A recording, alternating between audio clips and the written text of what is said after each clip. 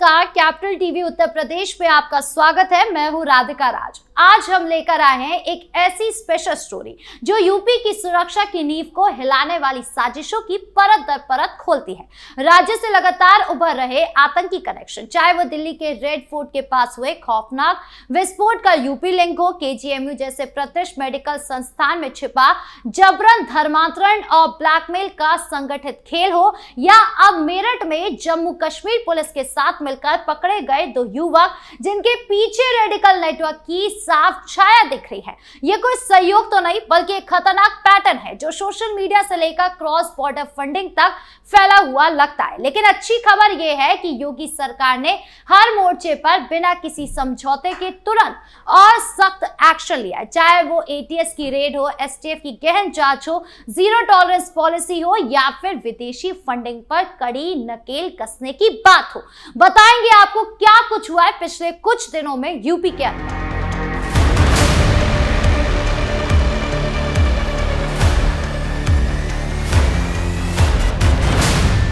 मेरठ में जम्मू पुलिस की छापेमारी।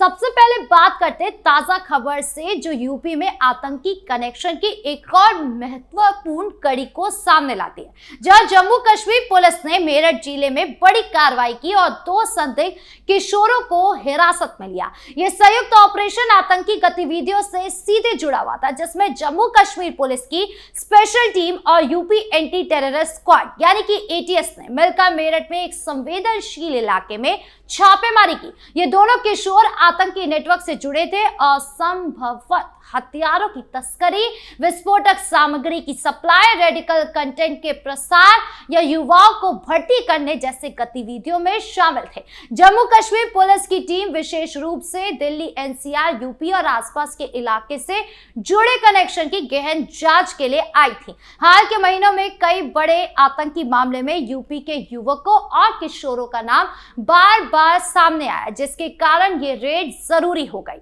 जांचकर्ताओं ने दोनों किशोरों के घरों पर सर्च किया, उनके परिवार के बैंक अकाउंट की जांच की और डिजिटल डिवाइसेस जब्त किए। शुरुआती पूछताछ में पता चला कि वो social media platform, WhatsApp group, Telegram channels और कुछ संदिग्ध ऑनलाइन फॉर्मेट्स के जरिए रेडिकल विचारधारा से प्रभावित हुए थे। ये नेटवर्क अक्सर युवाओं को भावनात्मक रूप से भड़काकर या फिर फाइनेंशियल लालच देकर आतंकी गतिविधियों में शामिल करते हैं। ये छापेमारी दिल्ली के रेड फोर्ट ब्लास्ट यानी कि नवंबर 2025 में जो हुआ और अन्य हालिया आतंकी घटनाओं की जांच से जुड़ी हो सकती है, जहां यूपी के कई जिले जैसे कि सहारनपुर, मेरठ, मुजफ्फरनगर और लखनऊ से लोग शामिल पाए गए। मेरठ जैसे इलाके में ये कार्रवाई इसलिए और महत्वपूर्ण है क्योंकि यहां से दिल्ली बॉर्डर बहुत नजदीक है और क्रॉस बॉर्डर कनेक्शन या फंडिंग चैनल आसानी से सक्रिय हो सकते हैं। योगी सरकार की जीरो टॉलरेंस पॉलिसी के तहत एटीएस और स्थानीय पुलिस ने जम्मू कश्मीर को पूर्ण सहयोग दिया,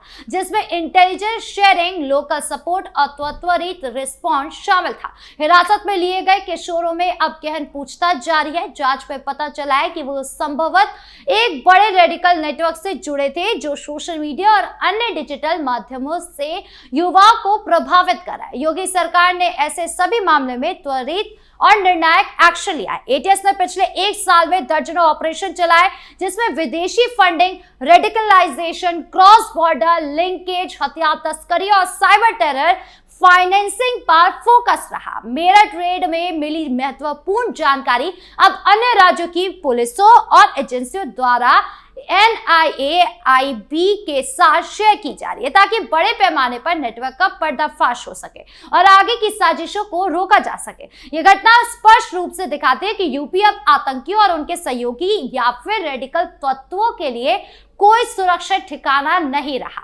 योगी आदित्यनाथ की सरकार ने encounter policy, pre anti terror operations, intelligence based action और युवा जागरूकता कार्यक्रमों के जरिए आतंकी गतिविधियों पर कड़ी लगाम लगाई है। पिछले कुछ महीने में यूपी से दर्जनों संदिग्ध पकड़े गए हैं जो दिल्ली, हरियाणा, पंजाब, कश्मीर या यहां तक विदेशी कनेक्शन से जुड़े थे। एटीएस ने कई विदेशी फंडिंग चैनलों को भी ट्रैक किया जो कि सो कॉल्ड चैरिटेबल या रिलीफ संगठनों के नाम पर आतंकी फंडिंग कर रहे थे। मुख्यमंत्री योगी आदित्यनाथ ने कई बार सार्वजनिक रूप से कहा है कि आतंकियों को छिपने की कोई जगह नहीं मिलेगी, चाहे वो किसी भी रूप में हो या कहीं भी छिपे हो। यूपी पुलिस और एटीएस की ये कार्रवाई राज्य की सुरक्षा व्यवस्था की मजबूती का प्रमाण है, जहां इंटेलिजेंस और फील्ड ऑपरेशंस का बेहतरीन कोऑर्डिनेशन दिख रहा है। मेरठ जैसे शहरों में युवा आबादी ज्यादा है, इसीलिए रेडिकल होने का खतरा हमेशा रहता है, लेकिन सरकार के सख्त कदम युवाओं को इस राह से दूर रखने में मदद कर रहे हैं। ये पूरा मामला एक बड़े चक्रव्यूह का हिस्सा है, जहां आतंक वर्सेस सुरक्षा का है, जहां एक तरफ रेडिकल नेटवर्क युवाओं को ऑनलाइन और ऑफलाइन प्रभावित कर रहे हैं, तो वहीं दूसरी तरफ योगी सरकार का सख्त कानून है जो उन्हें रोक रहा है और राज्य को सुरक्षित बना रहा है। जांच अभी भी जारी है और आने वाले दिनों में और बड़े खुलासे होने की पूरी संभावना है, जैसे कि इन किशोरों के पीछे कौन से बड़े हैंडलर है, फंडिंग कहां से आ रही है और क्या कोई बड़ा प्लान था, इसकी जांच हो रही है। योगी सरकार का संदेश एकदम साफ और मजबूत है कि यूपी में आतंक को किसी भी कीमत पर कोई जगह नहीं मिलेगी और सुरक्षा के लिए कोई समझौता नहीं होगा। राज्य की जनता को भरोसा है कि ऐसी कार्रवाइयों से न केवल यूपी बल्कि पूरे देश की सुरक्षा मजबूत हो रही है। दिल्ली रेड फोर्ट ब्लास्ट का यूपी कनेक्शन। दिल्ली के रेड फोर्ट के पास हुए कार ब्लास्ट का मामला अब यूपी से गहराई से जुड़ चुका है। नवंबर 2025 में हुए इस विस्फोटक से 12 से ज्यादा लोगों की जान चली गई और कई घायल भी हुए। जांच में पता चला कि ब्लास्ट का मास्टरमाइंड डॉक्टर उमर उन नबी था, जो पुलवामा का डॉक्टर था और कश्मीर, हरियाणा और यूपी से जुड़े व्हाइट कॉलर टेरर मॉड्यूल का हिस्सा था। इस मॉड्यूल में डॉक्टरों और शिक्षित युवाओं को शामिल किया गया, जो रेडिकल होकर आतंकी गतिविधियों में लगे थे। यूपी कनेक्शन मजबूत है। ब्लास्ट से जुड़े कई आरोप यूपी में सहारनपुर, लखनऊ और अन्य इलाकों से है। जांच में पता चला कि नबी ने दूसरे सुसाइड बॉम्बर को भी रिक्रूट करने की कोशिश की, लेकिन वो परिवार की वजह से ही पीछे हट गए। एनआईए और दिल्ली पुलिस ने यूपी के कई युवकों को गिरफ्तार किया, जिसमें डॉक्टर और अन्य प्रोफेसर शामिल हैं। फरीदाबाद में 2900 किलोमीटर एक्सप्लोसिव बरामद हुआ, जो दिल्ली ब्लास्ट से जुड़े थे और यूपी बॉर्डर से लिंक थे। योगी सरकार ने तुरंत एक्शन लिया। एटीएस ने यूपी से संदिग्धों की गिरफ्तारी की, इंटेलिजेंस शेयर किया और एनआईए को सहयोग दिया। मुख्यमंत्री योगी आदित्यनाथ ने ऐसे मामले में जीरो टॉलरेंस की नीति अपनाई, जहां आतंकी कनेक्शन मिलते ही सख्त कार्रवाई होती है। ये ब्लास्ट व्हाइट कॉलर टेरर का उदाहरण है, जहां पढ़े लिखे लोग रेडिकल होकर हमले प्लान करते हैं। यूपी में अल फलाह यूनिवर्सिटी जैसे संस्थान की जांच हुई, जहां बिना पुलिस वेरिफिकेशन के डॉक्टर हायर किए गए। योगी सरकार का एक्शन प्रभावी रहा। कई आरोप एनआईए कस्टडी में है और कोर्ट ने उनकी रिमांड बढ़ाई है। यह मामला दिखाता है कि यूपी अब आतंकी नेटवर्क का हब नहीं रह सकता। सरकार ने बॉर्डर इलाके में निगरानी बढ़ाई है, युवाओं को रेडिकल होने से रोकने के लिए प्रोग्राम चलाए हैं और इंटेलिजेंस नेटवर्क मजबूत किया है। दिल्ली ब्लास्ट की जांच यूपी से जुड़े कनेक्शन को उजागर करती है और योगी सरकार का सख्त रोक राष्ट्रीय सुरक्षा के लिए मिसाल है। केजीएमयू में धर्मांतरण रैकेट। केजीएमयू यानी कि किंग जॉर्ज मेडिकल यूनिवर्सिटी का मामला अब दिल्ली रेड फोर्ट ब्लास्ट से सीधे जुड़ चुका है और अब ये एक बड़े जबरन धर्मांतरण रैकेट का हिस्सा निकला। लखनऊ के इस प्रतिष्ठित मेडिकल संस्थान के एक रेजिडेंट डॉक्टर, जिसे रमीज कहा जाता है, उसने एक महिला सहकर्मी को फंसाने, ब्लैकमेल करने, जबरन कन्वर्जन का दबाव बनाने और आपत्तिजनक वीडियो बनाकर धमकी देने के आरोप में गिरफ्तार किया गया। स्टाफ और एसटीएफ की जांच में चौंकाने वाला खुलासा हुआ कि ये केस अकेला नहीं है।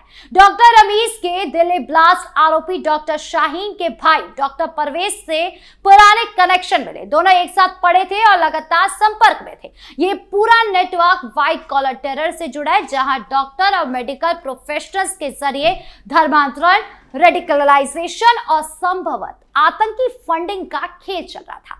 पीएफआई जैसे प्रतिबंधित संगठनों का नाम भी सामने आया। एसटीएफ ने जांच अपने हाथ में ली और पाया कि ये रैकेट कम से कम 13 साल पुराना है, जो आगरा, दिल्ली, उत्तराखंड, वेस्टर्न यूपी और लखनऊ तक फैला हुआ है।